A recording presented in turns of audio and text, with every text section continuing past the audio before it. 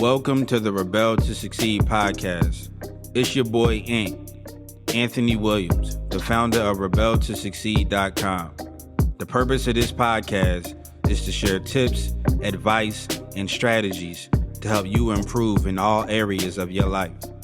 My mission is to make a positive difference in your life to help you live your best life.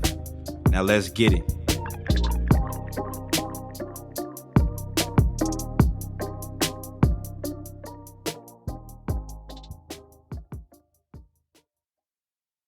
What up, Rebels? It's your boy Ant from Rebel to Succeed coming at you with another podcast episode. So today in this podcast episode, we're going to share some vital information, some vital motivation from none other than Muhammad Ali, Cassius Clay, considered one of the greatest boxers in the world. And yeah, man, I wanted to share some information and some motivation from him. So check out this clip. Check out this clip by Muhammad Ali. I really care nothing about boxing. Boxing is a stepping stone just to introduce me to the audience. Like if I was still in Louisville, Kentucky, and never was a boxer, I might get killed next week in some type of little freedom struggle, and you never read the news.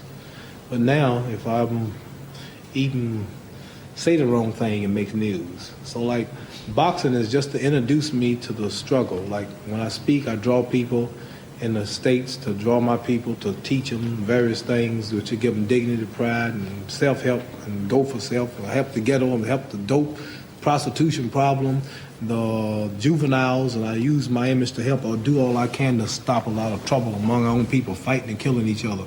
So boxing is just going to be another year, but my main fight is for freedom and equality, and this is what I plan to do in boxing. It's good for livelihood, but mainly money don't really mean nothing, because I proved that when I gave up the title, not knowing if I'm coming back or not for 4 years, and they let me back on my terms. I didn't deny nothing, I believe. I'm still the same everything.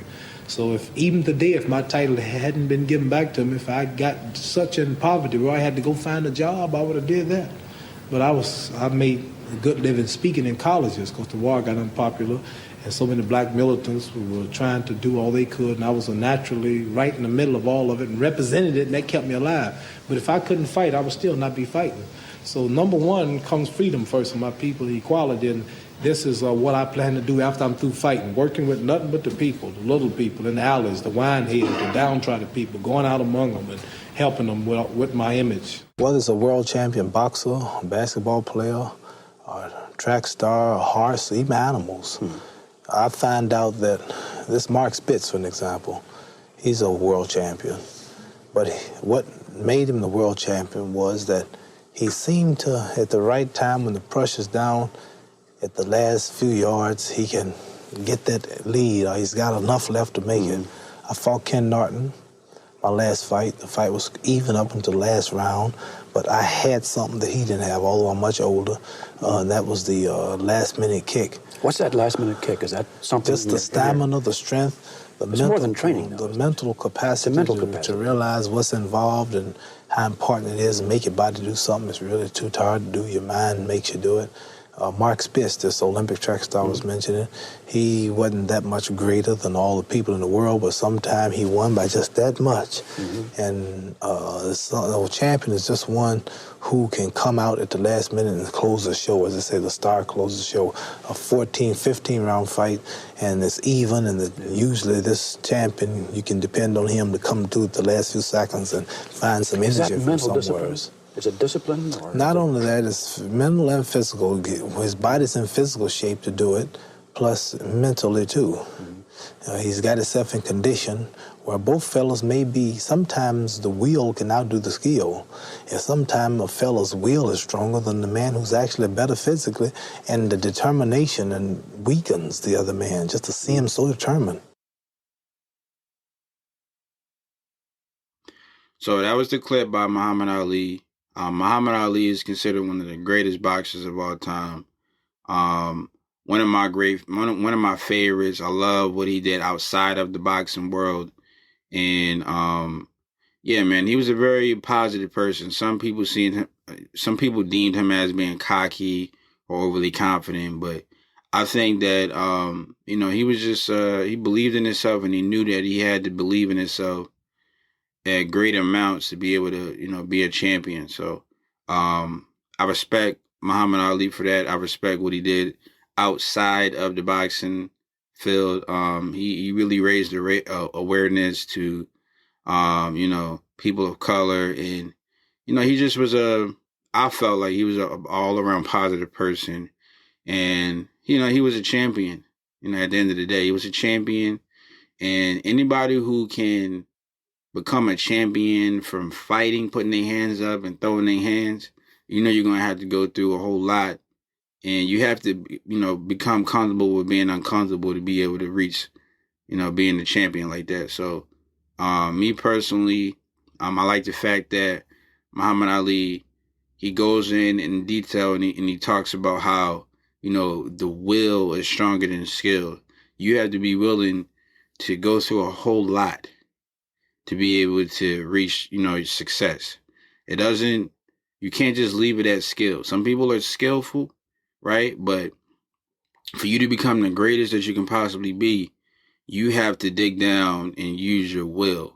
You know what I mean? So, Muhammad Ali is laying it out for you guys. He's one of the greatest, if not the greatest. If not the greatest, man. I love Muhammad Ali. I love his spirit. I love what he stood for. And I love the information that he shared and the charisma that he had when he shared it. So, hopefully you guys learned something from Muhammad Ali. Very, very, very positive guy. And yeah, man, always remember that, you might have the most skillfulest person in the world, right? They might be really talented or skilled at something, but you can always reach higher heights than them and achieve more than them if you have more will and you're willing to be more consistent and work harder than that person. So yeah, hopefully you guys learned something from Muhammad Ali. If you love this episode, I invite you to go leave a review. Let me know what you thought. Go to the website, rebeltosucceed.com. Check out more content there. And last but not least, be a rebel. Reach everybody by exercising love. Show somebody some love today. Put a smile on somebody's face today. And yeah, it's your boy Yan from Rebel to Succeed. And I'll catch you guys in the next episode.